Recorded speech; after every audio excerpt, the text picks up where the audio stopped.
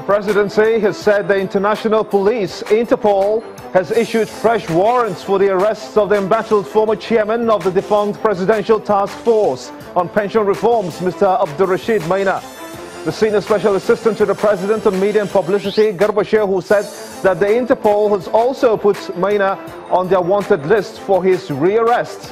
What does this mean to the judiciary and other agencies fighting graft? Do they bark and not being able to bite? Data feeds are coming through in one place simultaneously on all our social media platforms, channelstv.com and on youtube.com/channelswell. You can follow us right now on m.channelstv.com and on Facebook as well. We've got all our platforms and social media covered. The federal government says it has recovered $85 million from the United Kingdom as part of the stolen funds from the Malibu oil deal. Attorney General of the Federation and Minister of Justice Abubakar Malami decried the non-compliance attitude of some countries that are still holding on to the stolen assets. He also reiterates the need for the international community to ensure the implementation of the mergers considered and adopted at the London Anti-Corruption Summit in May 2016 in the fight against corruption in Nigeria. Our demands for a third tier of government receives a major boost from the APC government, but will all concerned give it the needed backing in a wave of radical reforms in governance ahead of the 2019 elections? We'll talk to the Nolgay president on this in just a moment. It's prime time in Lagos, and this is State of the Nation.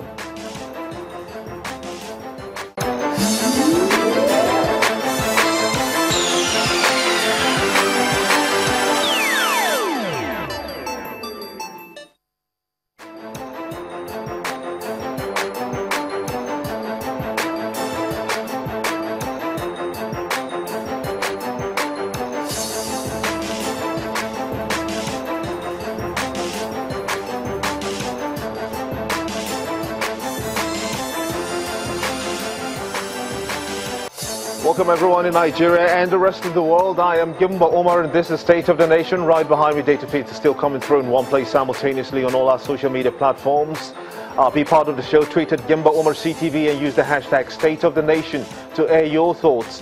The federal government says that it has recovered $85 million from the United Kingdom as part of the stolen funds from the Malibu oil deal. Attorney General of the Federation, Minister of Justice Abubakar Malami decried the non-compliance attitude of some countries that are still holding on to the stolen assets. Sam Olisa is an economist who joins me in the studio to have a broader view of the implication to the economy. I want to thank you so much indeed for coming on State of the Nation at this time. Now, what will be the direct impact of this recovery to the nation, especially now that the government seems to be going the way of borrowing to finance the 2017 budget? Thank you very much for having me. The Malibu oil deal is about $1.3 billion.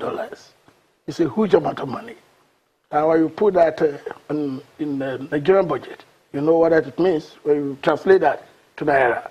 $1.3 billion to Naira, we're talking almost $400 billion. That is just one of the corrupt practices within the oil sector.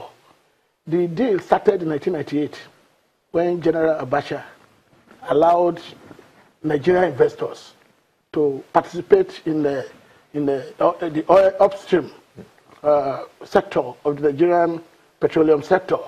And for you to get an OPL at that time is just $20 million. And this particular Malibu deal is on OPL 245, which was granted to Nigerian company, Malibu Oil, owned by very powerful Nigerians. But then, in 2001, when General Obasanjo came, the contract was revoked, and because they now say independent oil companies, IOCs that could manage, has the capacity. Because when you give this OPL to Nigerians, they don't have the capacity, they don't have the technology. They still go back to Shell, they still go back to Ajib. But then what's the impact of this recovery? So this recovery particularly is a good thing for Nigeria, because it's been very difficult to repatriate, to get money, stolen money back. So this particular one, $85 billion, is a good sign of things to come. But it is an interception by Italian prosecutor, not even Nigerian prosecutor. You know, the smear was not only in Nigeria, it was Europe, and the United States, and Nigeria, that triangle. So it is Italian prosecutor that has interest, prosecuted the foreign interests involved. They recovered that $85 million, restrained and kept.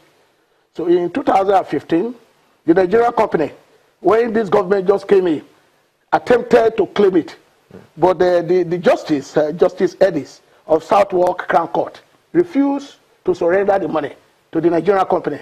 That said, it didn't think it's the best interest of Nigerians to have released the money to that Nigerian company, because they felt we have a new government that has not granted yet, and to know this. But today, this very week, it's a good thing that the AGF announced that the money has been released to the Nigerian government. The Justice Minister is also lamenting the attitude of some countries. He says that with a perception, of course, that they are not giving Nigeria that needed support. But only recently we had that situation where the president signed MOUs with the UAE to try to help Nigeria in repatriating some of these funds. So where then lies the minister's perception of non-cooperation with other nations? Yes, before now, that cooperation is not there. If you recall, recently when the former British Prime Minister said Nigeria is fantastically corrupt, you recall our president also said, it doesn't matter, the Britain too fantastically keeping our money, that they should return the money. I think a lot of things have happened between then and now by signing various agreements.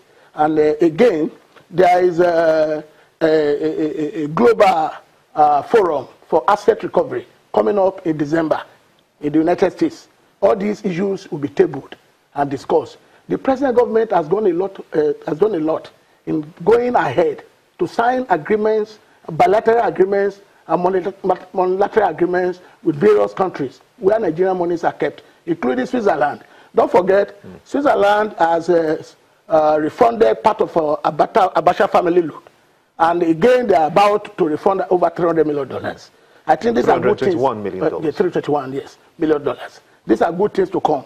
In December, the Attorney General, in a global forum asset recovery discussion, revealed this, that $85 million have been surrendered, given back to Nigeria. And that in December, most of these things will be presented one-on-one. And I think a lot of recoveries will come in.